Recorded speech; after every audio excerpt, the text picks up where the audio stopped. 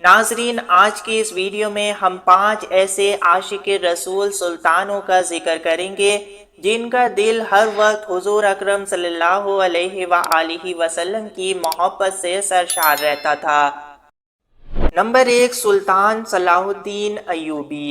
ایوبی سلطنت کے سلطان صلاح الدین ایوبی نہ صرف ایک نیک سیرت اور نرم دل سلطان تھے بلکہ ایک سچے عاشق رسول بھی تھے۔ آپ کے زمانے میں ایک مسلمان قافلہ شام سے مصر جا رہا تھا کہ راستے میں صلیبیوں نے حملہ کر دیا۔ بہت سے مسلمان شہید ہو گئے اور ان کا سامان بھی لوٹ لیا گیا۔ اس کے بعد صلیبی جنرل نے مسلمانوں سے کہا کہ بلاؤ اپنے محمد کو کہ وہ تمہاری مدد کو آئے۔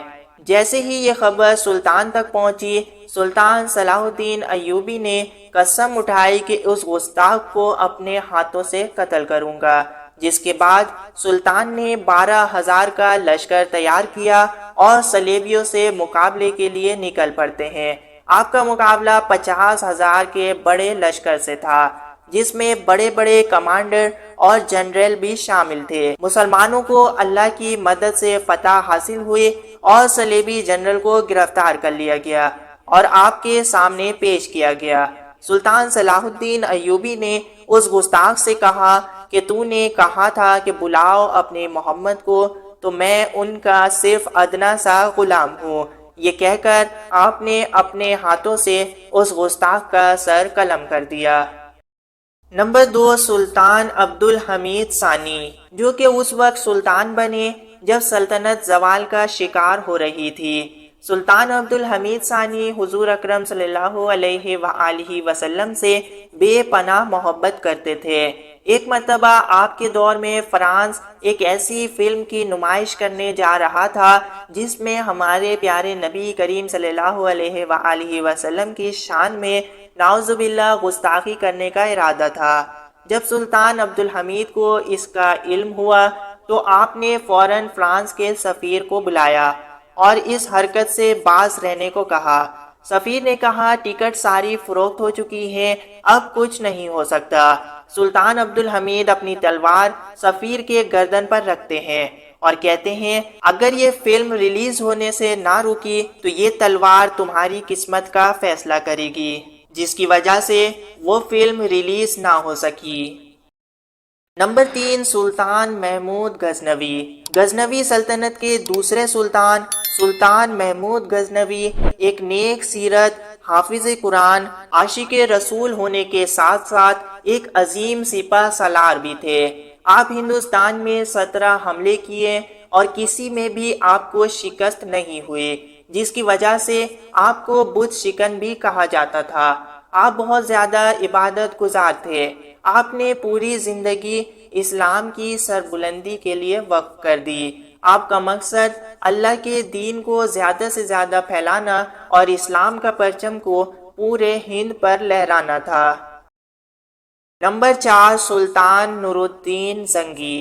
آپ کے زمانے میں جب حضور اکرم صلی اللہ علیہ وآلہ وسلم کی جسم مبارک آپ صلی اللہ علیہ وآلہ وسلم کی قبر انور سے نعوذ باللہ نکالنے کی سازش ہوئی تو حضور اکرم صلی اللہ علیہ وآلہ وسلم نور الدین زنگی رحمت اللہ علیہ کے خواب میں تشریف لائے اور 2 لوگوں کے چہرے دکھائے اور فرمایا مجھے یہ لوگ تکلیف دے رہے ہیں۔ بعض روایت میں آتا ہے کہ حضور صلی اللہ علیہ وآلہ وسلم سلطان نور الدین زنگی کے خواب میں 3 بار تشریف لائے اور یہی ارشاد فرمایا۔ سلطان نور الدین زنگی فوراً تیار ہوتا ہے، کئی روز کے سفر کے بعد مدینے پہنچتا ہے۔ مدینے پہنچ کر وہ مدینے کے تمام لوگوں کے لیے دعوت کا اہتمام کرتا ہے۔ تمام لوگ سلطان کی دعوت پر اس کے دسترخوان پر موجود ہوئے۔ جب سب لوگ کھانا کھا چکے تو سلطان انعامات تقسیم کرنے لگتا ہے۔ سلطان بہت غور سے لوگوں میں انعامات تقسیم کرتا اور ان کے چہروں کو غور سے دیکھتا ہے، لیکن سلطان کو وہ 2 چہرے نہیں ملے جو حضور اکرم صلی اللہ علیہ وآلہ وسلم نے انہیں خواب میں دکھائے تھے۔ سلطان کہنے لگا کہ کیا کوئی ایسا شخص بھی ہے جو اس دعوت پر نہیں آیا؟ تو لوگوں نے بتایا کہ ہاں 2 لوگ ہیں جو بہت ہی نیک اور سخی ہیں، وہ اپنی عبادت گاہ میں رہتے ہیں اور وہیں عبادت کرتے ہیں۔ سلطان نے کہا انہیں یہاں بلایا جائے۔ وہ دونوں حاضر ہوئے۔ سلطان نے دیکھا کہ یہ وہی بدبخت تھے۔ سلطان ان سے کہتا ہے میں آپ کے ساتھ آپ کی عبادت گاہ تک جانا چاہتا ہوں۔ وہ دونوں آپ کو اپنے حجرے میں لے گئے۔ جب سلطان وہاں گئے تو دیکھا کہ مصلی بچھا ہے اور تسبیح لٹکا ہوا ہے۔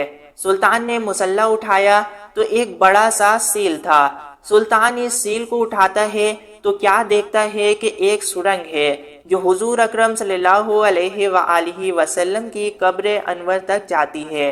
دراصل وہ بدبخت حضور صلی اللہ علیہ وآلہ وسلم کو ان کے قبر انور سے آپ صلی اللہ علیہ وآلہ وسلم کی جسم مبارک کو نکالنا چاہتے تھے۔ سلطان یہ دیکھ کر غضبناک ہوا اور ان دونوں بدبختوں کو جانوروں کے پیچھے بندھوا کر مدینے کے شہر میں گھسیٹا گیا۔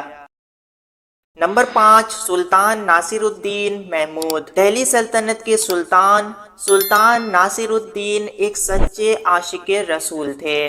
آپ حضور اکرم صلی اللہ علیہ وآلہ وسلم سے بے پناہ محبت کرتے تھے۔ آپ کے دربار میں ایک محمد نام کا سپاہی تھا۔ آپ اسے اس کے نام سے مخاطب کرتے تھے۔ ایک مرتبہ سلطان انہیں ان کے اپنے نام کی بجائے تاج الدین کہہ کر مخاطب کیے۔ محمد کو لگا کہ شاید اس سے کوئی غلطی ہوئی ہے جس کی وجہ سے سلطان انہیں ان کے اپنے نام سے مخاطب نہیں کر رہے۔ چنانچہ وہ دربار میں آنا چھوڑ دیتا ہے۔ 2-3 دن گزر گئے لیکن محمد دربار میں نہیں آیا۔ سلطان پریشان ہو جاتا ہے اور محمد کو دربار میں بلاتا ہے۔ محمد دربار میں تشریف لایا۔ محمد نے کہا جناب آپ ہمیشہ میرا نام لے کر مجھے مخاطب کرتے تھے، لیکن پتہ نہیں مجھ سے کیا غلطی ہوئی کہ آپ نے میرا نام لینا ضروری نہیں سمجھا، بلکہ آپ مجھے تاج الدین کہہ کر پکار رہے تھے۔ محمد کی بات سن کر سلطان کہنے لگے محمد دراصل اس دن میں بے وضو تھا، مجھے یہ گوارا نہیں ہوا کہ حضور اکرم صلی اللہ علیہ وآلہ وسلم کا نام مبارک بغیر وضو کے اپنی زبان پر لاتا، اس لیے میں تمہیں تاج الدین کہہ کر پکار رہا تھا۔